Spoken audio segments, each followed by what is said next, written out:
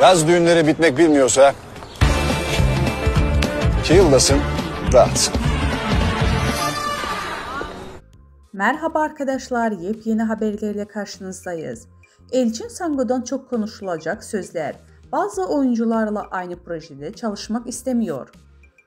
Aşk kaç beder giyer, öyle bir geçer zaman ki Kurt Seyit, Şura, Sevda Alabora dizilerinden sonra Barış Arduç ile oynadığı Kiralık Aşk'ta oyuncunun meslek hayatında adeten bir dönemçi oldu.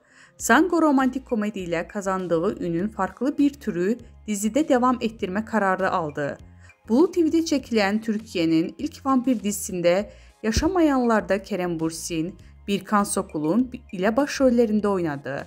Bu dizinin ardından ise yeniden ekranlara dönen ve Kıvanç Tatlıtuğ ile birlikte oynadığı Çarpışma dizisinde oynadı.